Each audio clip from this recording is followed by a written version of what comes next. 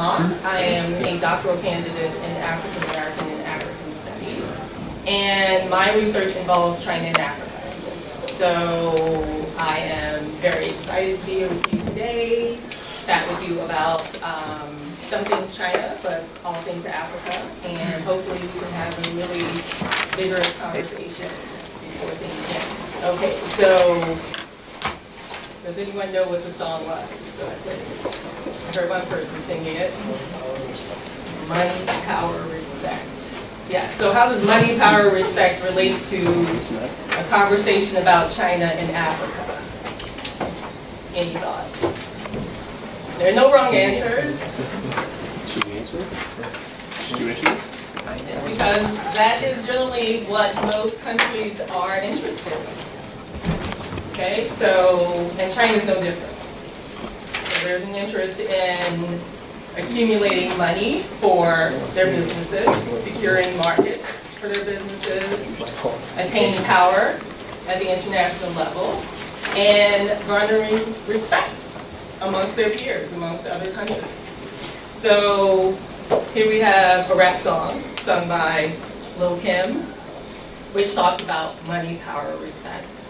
But if we actually extrapolate it out to a macro entity, being nations, their interests aren't that very different. Okay, so let's see how this particular theme continues to come up within the relationship between China and Africa.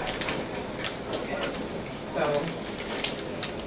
sorry, I'm going to have to maneuver several things here at one time. Okay, so the topic of tonight's discussion is guided by two framing questions. The first is there a better development partner for Africa than the West? And the second is, how does China's continued designation as a developing country affect its global policies and positioning? Each of these questions is actually quite significant, most especially within the context of the China-Africa relationship, because they encapsulate both the contention and the tension that's inherent to both intellectual and popular conversations about this particular issue. The West has been a developmental partner to Africa, but it's also served as a developmental foil due to the lingering effects of slavery, of colonialism, and the growth constraining policies that are associated with globalization. The second question also can be examined through two lenses. One is that China is a developing nation, and as such, it's best positioned to lend its experience to help nations in Africa follow its own developmental trajectory. The second viewpoint is that Beijing has reached a stage wherein it can no longer be considered developing, but it continues to utilize that designation as such because it contributes to its broader foreign policy goals of achieving money, power, and respect. So what I would like to do during the time that I'll have with you this afternoon is really talk about the tension between those who are in favor of this particular relationship versus those who are against it for a number of reasons. And hopefully by the end of the conversation, you'll be able to develop your own viewpoint of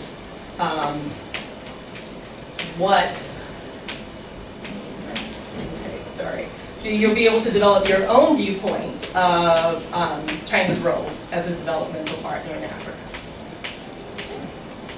So just to provide a small bit of historical context to China's foreign policy with particular emphasis on Africa, China's foreign policy has experienced numerous changes since it became the People's Republic of China in 1949.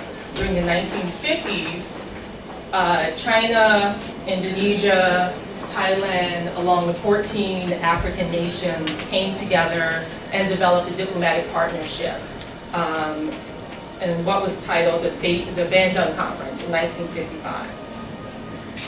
And this was based on diplomatic, not political, not economic reasons. It was established purely so that these similarly positioned nations could work together to their own mutual benefit. During the 1970s, the PRC also provided financial capital and manpower to connect Tanzania and Zambia through the Tazara Railway. At the time, it was the largest capital project that had been initiated by anyone in Africa outside of the European nations during colonialism. Now, these patterns of engagement helped to cement the ideology of South-South cooperation, circumventing the West. And they also aligned with Beijing's foreign policy goals, which at the time included garnering the support of a large contingent of nations to help it acquire a seat in the UN Security Council. Africa's importance started to decline when China became a semi-ally of the United States against the Soviet Union of the 1970s. Africa was further marginalized in the 1980s when China was preoccupied with improving its relations with developing countries in an attempt to attract foreign investment and to have a peaceful external environment conducive to its economic development.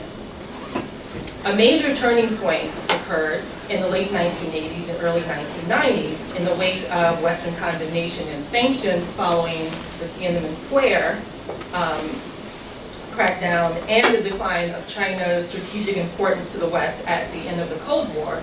As a result of this, China revitalized its policy towards the United States. So the West was no longer as receptive to China, and so it fell back to a partner that it knew that it could rely on. So in the last 20 years, the magnitude of relations between both China and Africa has grown exponentially. And it shifted from solidly diplomatic, which is what we had at the start of that relationship in the 1950s, to a new emphasis on economic relations. So this is most easily evidenced when in the year 2000, Sino-African relations were given more formal status and facilitated through the establishment of the China-Africa Cooperation Forum, which is commonly known as COCOP, which affirmed the principles of mutual cooperation, non-interference, growing trade and investment, and diplomatic solidarity. Consequently, the relationship between the two regions came to be defined in terms of economic and commercial cooperation rather than defense and security. But still, viewpoints on precisely why China has increased or returned to Africa continue to vary. So let's look at some of the more common ones. So proponents of the relationship continue to say that there are no questions regarding China's interest in Africa. It has always been predicated upon a common South identity. These are both former colonized nations who came together at a time when developed countries had no interest in them, and there should not be any questions about this relationship. In fact, during the 1960s, Pan-Africanist leaders like W.B. Du Bois encouraged Africans to look to China as not only a developmental model, but for guidance and aid. Zhu and Lei proclaimed during 1963 that China would be a champion of subjugated Africans against European rule and of free African nations against European influence. The fact that this early on, a leader of China was making statements publicly of this type illuminates China's acceptance of its position in this relationship. So the PRC has commonly stressed that despite the lull in the relationship, they've constantly had long-standing and ongoing ties since the 50s. In fact, they go back millennia, stating that they've had a relationship since for the last 2,000 years. But it's only captured increased attention in the recent future. But they continue to commonly stress that it's commonly shared roots with African nations as a developing country rather than a Western state. And as such, the symbolic attraction of China, a once impoverished country also victimized by Western imperialism and held back by its own pursuit of disastrous forms of socialism, clearly resonates with African elites looking for a positive developmental model in the third world. All right, so one of the primary conversations that we're going to have today is about developmental partnerships. So the developmental landscape in Africa is changing, with new partners from the global south taking on a more important role as providers of much needed finance and know-how for Africa's development. China has clearly been the most prominent amongst this group, but it also includes other BRICS nations like India and Brazil, who are also looking to establish a foothold on the African continent. The growing trade and investment relations between China and Africa are often supported by grants and concessional loans from China's government as part of the country's going global strategy. This strongly enhanced engagement is partly the outcome of the increased economic role and power of China on the global scale, and partly the result of China's interest in Africa's rich natural resource base to fuel its surging economy. So, a large share of China's trade and investments has been linked to the extractive industries in Africa and to related infrastructure. Yet, infrastructure development is a clear priority of African leaders. The continent itself is progressing toward a strong and sustained and shared growth. And in order to really accomplish that, it needs infrastructure. So if China is in a position to and willing to provide such resources, then why shouldn't Africa take advantage of it? Okay. So, critics of the relationship, they've made a number of different disparaging remarks regarding the relationship, but for the sake of time, I'm going to lump them all under the heading of imperialism. Okay, and we'll talk about what those are underneath this heading. So, the Tazara Railway, which I mentioned a moment ago, in Tanzania and Zambia, is perhaps China's most well-known development project in Africa. And it was touted as an effort to combat the imperialistic tendencies of the US and Russia. Yet, at the same time, its investment in Africa was part of a drive to be acknowledged as a world power. So that was the case at the time that it was developed. It was done so in an effort to increase its profile globally. And that is one of the primary criticisms of the relationship now, that many of its gestures toward Africa are in an effort to increase its profile globally. So this supports the assertion that China, just like any other state, is interested in money, power, and respect. It's interested in advancing itself on the international stage. Consequently, many have come to view the Chinese development assistance as a more nuanced version of the neo-colonial developmental model, one in which China gives in order to take. So, for all of the obvious dissimilarity, a few important features do seem to link China's current involvement with Africa to broader historical trends. A consistent feature of imperialism, especially in its later manifestations, is the linkage between political and economic competition amongst contending powers. And China, for all its denials of any global ambition that could be likened to hegemony, is clearly competing with someone and for something. And in this case, it's global preeminence. From this perspective, China intends to outcompete and overtake the West and dominate the African markets for both its low-cost manufactured goods and for their energy resources. Critics also contend that China's overarching interest in Africa centers critically on its desire to increase its political profile, as I mentioned, by positioning itself at the helm of a coalition of African developing countries. In other words, the same factors that motivated the West during their multiple incursions into Africa is motivating China. So the question again, or the questions are, is there a better developmental partner for Africa in the West? Would China be it, given both the pros and cons of this relationship? And how does its continued designation as a, I should say, developing country affect its policies and positioning? So before I ask you to answer that question, I'd like for you to watch this video that was created by the Chinese government itself.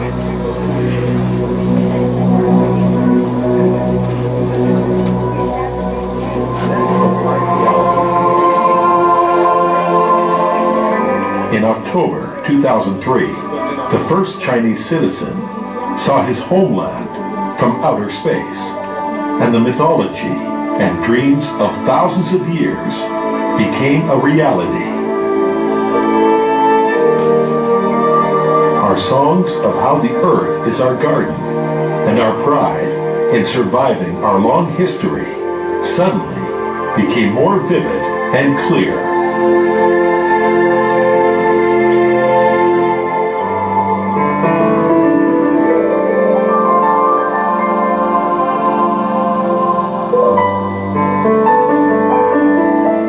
The Chinese. What makes us who we are?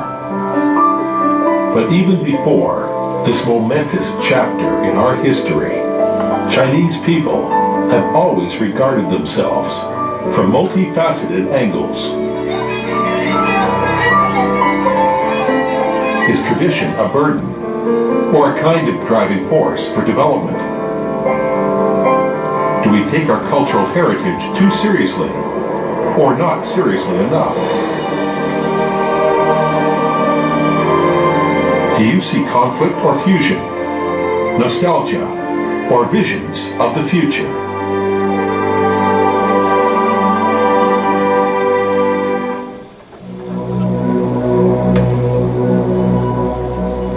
In 1979, China opened the biggest window in the world to the outside. And China suddenly dazzled people with a panorama of change. Some might argue that under such huge material and mental stimulation, it would be hard to maintain equilibrium.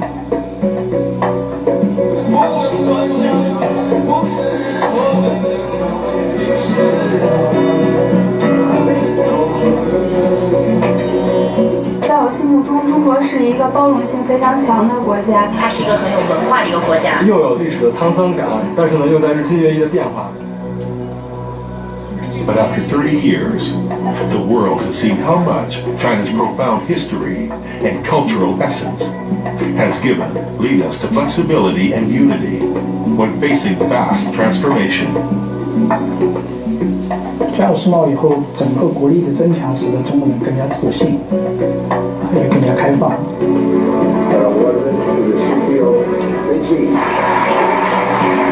Observers must admit, in its meeting with the world, China has preserved its own special character. 30 years of opening has been a time of bravely facing the new and stepping forward on a path of our own choosing. Several respected international polls rank us #1 in terms of public confidence in the future. Is this confidence underpinned by GDP growth, or thousands of years of culture, or the efforts of many millions of people? We believe China will deliver an answer before too long.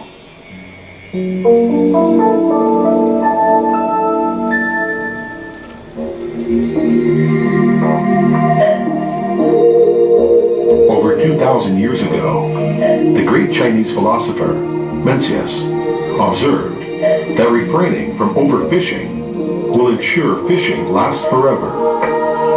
And also, cutting wood according to the season ensures healthier forests. Such centuries-old wisdom now goes by the name sustainable development. In China today, you can see GDP increasing, personal income increasing, and with that, the increase of people's dreams.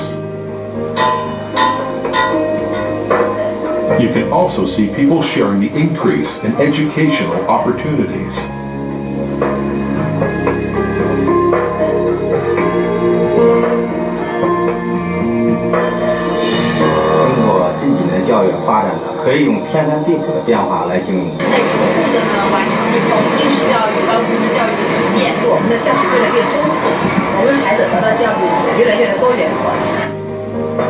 As energy needs have increased, so has China's international environmental responsibility.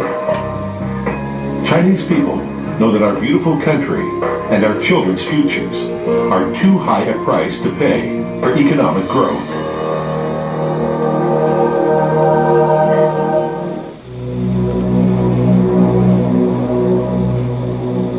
A leading European city? It's actually Shanghai. In China today, foreign professionals are vying with tourists to be the largest overseas group.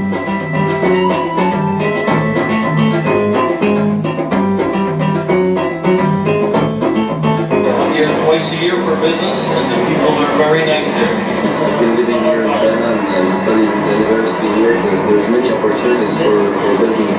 Every part in China, you have different cultures. I think it's the best place in Asia.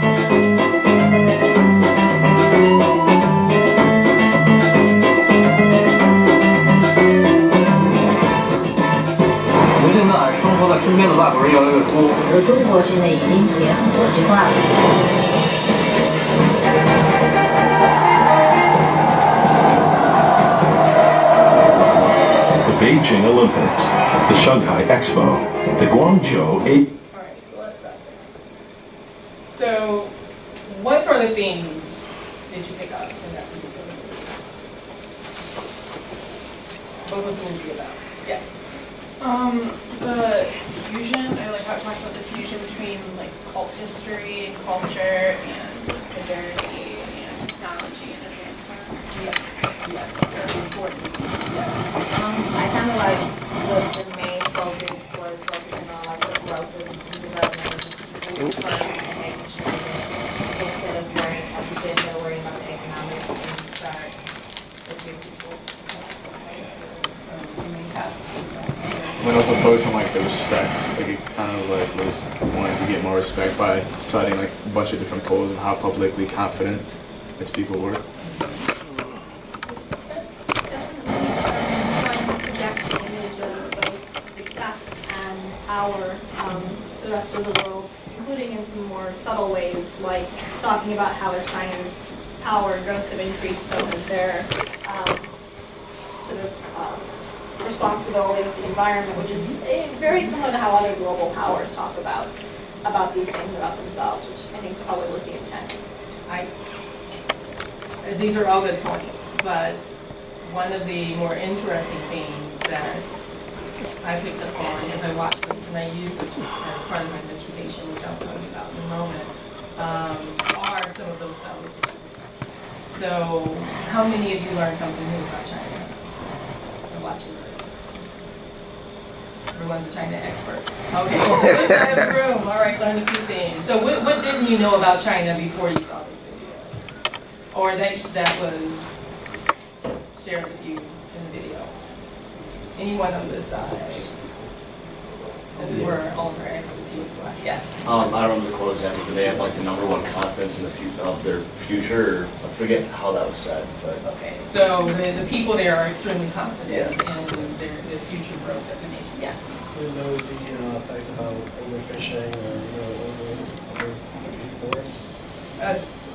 The destruction of forests, yeah. Okay, so you didn't realize that it was a country that really emphasized sustainable development. Yeah. Why didn't you know that? Well, it just seems like with the amount of population growth in China and the rise of industrial power in China as well, like their sustainability is dismal in the future. Okay. But I'm not sure about their alternative energy sources, and I also don't know if they have more policy in place to try and work on population control. Okay, I think we're moving into some really interesting territory. So you guys talked about the sustainable development. You weren't aware of the fact that it was a country that really emphasized the environment and Yeah. working for sustainable development. Why weren't you aware of that?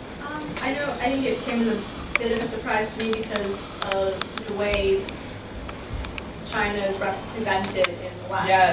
Yes. Is as a country that has sort of sacrificed the well-being of the environment and even of some of its people for the sake of economic growth, GDP growth. And that's clearly not how they see themselves. Yes, yes. So these are all great points and points that I hope that you would tease out as you watch this. But one of the things that we got to for at the end is the fact that this is how they identify. This is their identity, which is how the country sees itself, which at times, oftentimes, contrasts with its image externally. So in the West, we talk about, have any of you been to China? Has anyone been to China? All right, so only 2 people have been to China. So myself and you. When you go to China, what's the first thing that you notice? Step outside. Step outside and just the gray sky is like the immediate thing. Okay, why is the sky gray? Because so much pollution and so much like congestion in the air. Yes. I think in my 3 months there, I only saw the sun 5 times. Yes. So China is highly polluted. I mean, that's the story that we get in the West. That's the reality when you actually visit, unfortunately. Yes, did you want to I just had a question. Sure. Was it produced by the government or was it? It's produced by the government. And the reason for it, yes. No, continue. Okay. And the reason for that is because of just the conversation that we're having here. So Western media, Western pundits, when they speak about China, they talk about a number of things. So we talk about pollution. We talk about we talked about the fact that there's a population concern. We talk about sort of development at the sacrifice of perhaps quality or the types of standards that we would require here in the U.S. There are some other concerns that they were actually addressing through this video. So this was produced by the government, and if you look at it, it very clearly sort of delineates these particular themes that we want you to take away from this video. So one is sustainable development, that you pick up on. One is the fact that it's open and inclusive. So they're sharing, there are lots of people in China, everyone's welcome. So it's not just this homogenous society where everyone's the same. You're welcome. So don't listen to that. They're also talking about a lot of their achievements. If I had gone on, it would talk about culture, it would talk about art. So this was created in an effort to respond to the negativity that's put out there about China. So many governments create what are called nation branding videos, where they themselves try to get out in front of their particular nation's image, and this is just the one that was created by the Chinese government. Did you have a question or comment? Oh yeah, I was just gonna comment. I mean, after what he said, like in the video, you didn't really see any of that. You kind of just saw like blue skies and. Yes. So I was kind of shocked when he said that. Well, it's interesting because when you go to China, you learn that the government actually controls the weather, in a sense. The reason that it's so polluted is because of all of the manufacturing, and it just pollutes the air. And so if, let's say, President Obama goes, or some other foreign dignitary, they want to present themselves in the best light, so they'll make these factories shut down for a number of days before these dignitaries arrive to ensure that the skies are clear. Yeah, to renew my passport, I had to fly to Hong Kong and then fly back, and I got stuck in the Hong Kong airport for 32 hours because they had to reduce air traffic to like 1 or 2 planes each way at a time because there was so much congestion that the government was like, you need to stop all flights, you need to cancel everything. And so it was just a struggle of like, I need to get back to Shanghai where I was living. and the government was restricting everything, and so, like you said, they do, even just outside of the major cities, control like absolutely everything that happens in the air. I was talking to a master from China, and we talked about the education. He said it's so bad over there, so that's why most or leave out in China. We can talk about that after this. But I would not say that the educational system is bad in China. I think it's actually quite the contrary. There's a different reason why a lot of the students are leaving and coming here. But we can talk about that. Okay, so any other questions or comments about the video? All right, so we're gonna move pretty quickly. I don't have very many other things to discuss with you, but I did want to just talk to you briefly about my research and how it relates to these questions, and I'll let you formulate your own answers. I'll tell you what answers I discovered through my research thus far, which I'm still in the process of sort of figuring out answers to these questions, but I'll let you come up with your own answers because there are pros and cons either way. All right? So my research involves, as I said, this particular video. It also involves nation branding, specifically within the context of the China-Africa relationship, but it looks at how this sort of phenomenon impacts the image of China outside of the nation. And it's looking at it in contrast to Brazilian nation branding and Indian nation branding. So what is nation branding? It's simply how nations create and nurture and manage their image, both domestically and internationally. And why is that important? Because if China is seen as a polluted place, if China is seen as a place that cracks down on its citizens because they protest, if China is seen as a place that doesn't welcome foreigners, then it negatively impacts its ability to get business.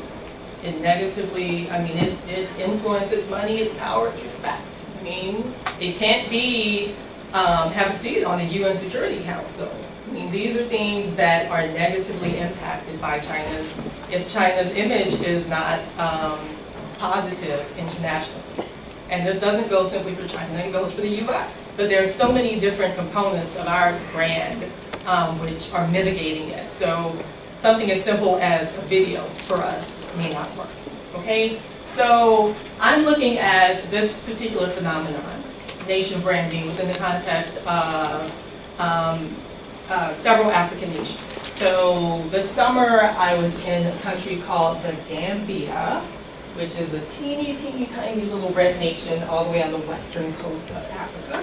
And I talked to students just like yourselves about their impressions of other countries. So I have a basket of 8 countries that I'm asking students about because it's important that they don't know at the forefront that I'm asking them about China.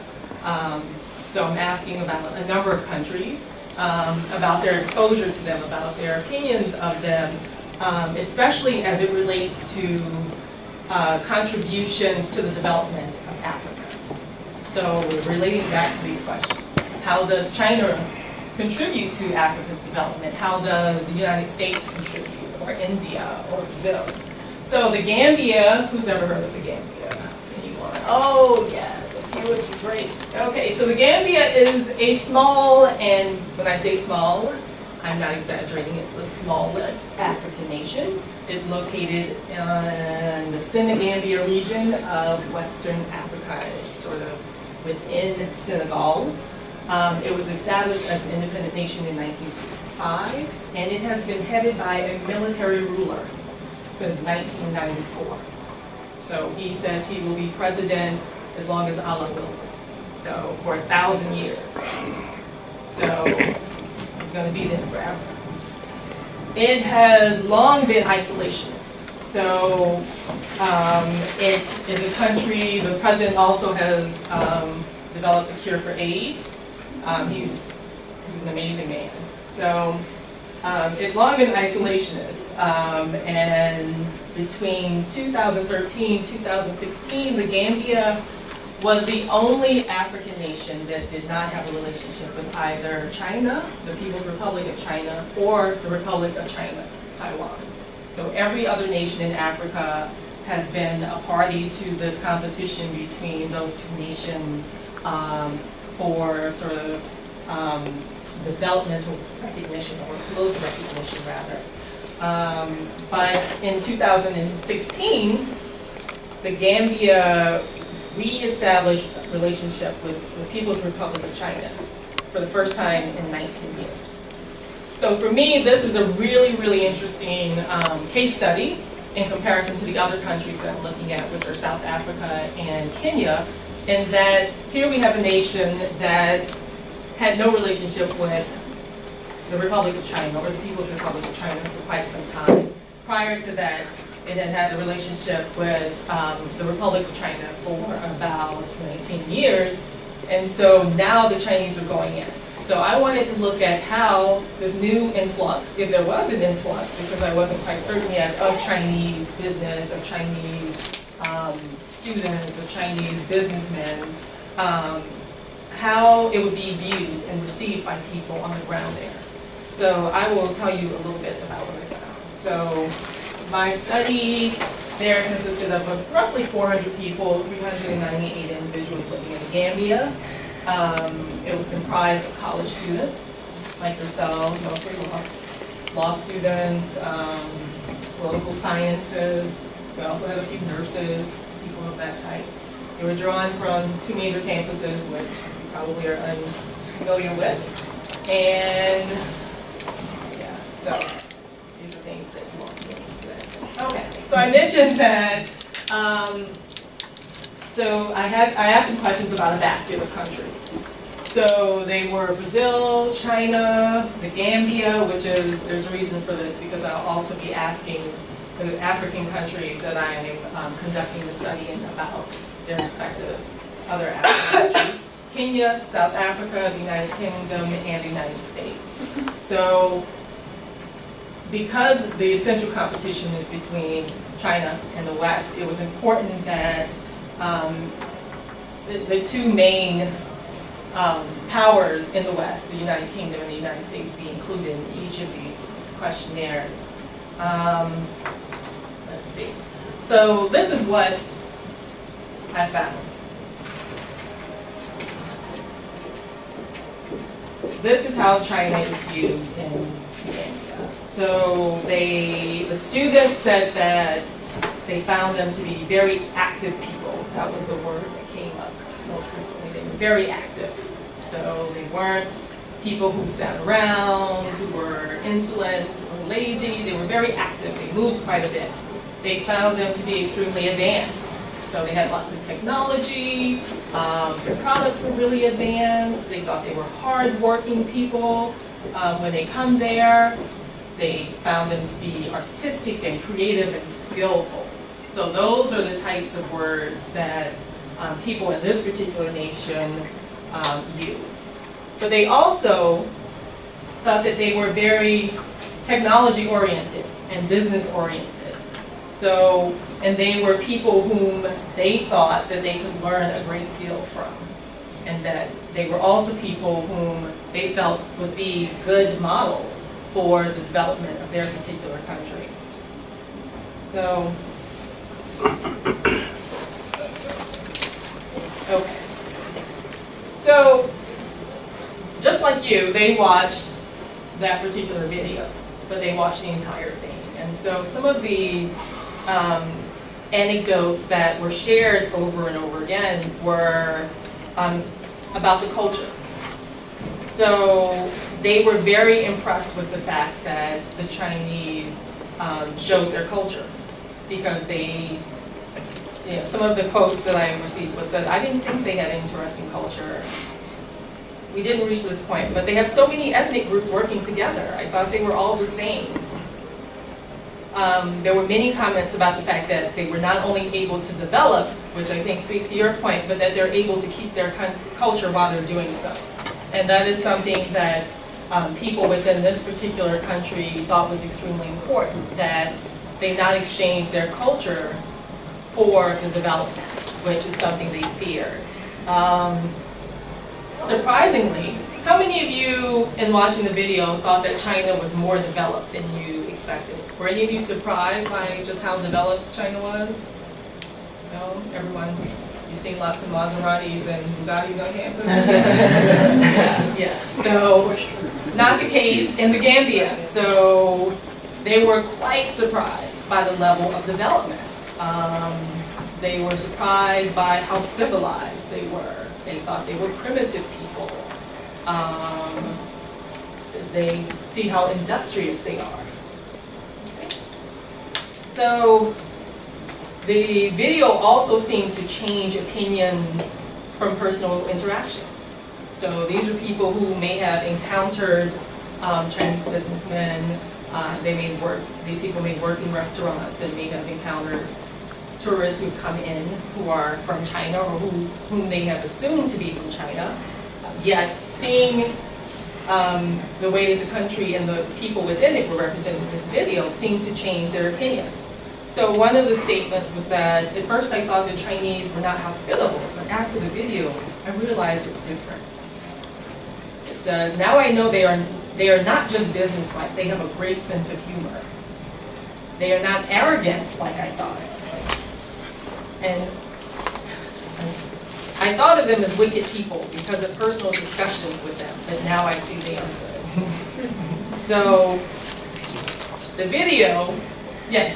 Was that taken, were those comments before or after that word plot? Like the map of China?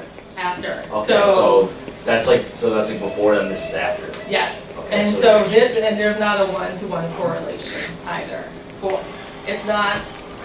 These are just some of the comments that are representative of the ones that were most frequently stated, but the word cloud, it isn't necessarily reflective of the number. So these are, we can say maybe 50 people said this, that they were active, but here, in terms of personal interaction, there may have been 10. So it's not necessarily the same thing. Any other questions? Okay. Okay. So we're out of time here. So going back to the original questions. China, the West, Africa, development. Any thoughts? Who's our group for today? It's us. All right, I think we're gonna hear about China and Africa and development. All right, so I think this is a good segue to Team China Africa, or as I like to say,